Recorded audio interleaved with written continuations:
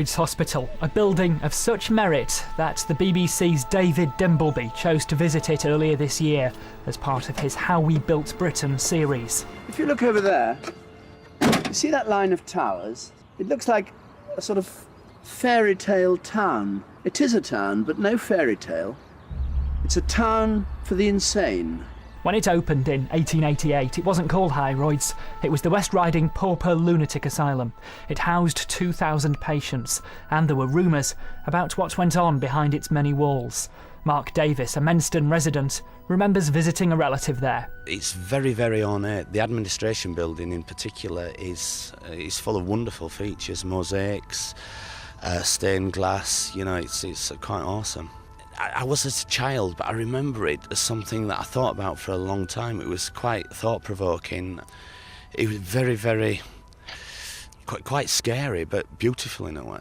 The hospital closed in 2003 and the 300-acre site is being transformed into Chevin Park, a development of houses and apartments. Smart new flats have been built, but much of the former hospital remains derelict. As a result, thieves have been at work. The lead has been systematically stripped off the roofs. I came up this weekend to walk the dog and have a look around, and I just looked through the window and I could see that the corridors were absolutely drenched in water. It's quite horrific. Mark fears the interior of High Royds will be left open to the elements and key features like the dance hall will be damaged. This is the big surprise of the asylum.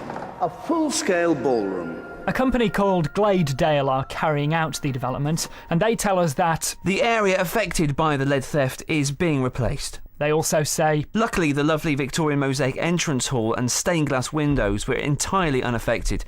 These are irreplaceable period features of this listed building. But local councillor Chris Greaves is unconvinced. He wants more security at High Royds. It's up to the developer to minimise the damage. It's in his own interests. Gladedale don't really seem to be doing that. They say they have security, but obviously it's totally inadequate, or we wouldn't be having theft of lead from the roof with the potential for damage on the inside of the building. It's a listed building and the inside, just like the outside, is irreplaceable. The recent lead thefts and the damage caused perhaps looks worse than it actually is, but the concern shown by local residents in the face of reassurances from Gladedale demonstrate how the former West Riding Pauper Lunatic Asylum is now very much loved by those who live around it.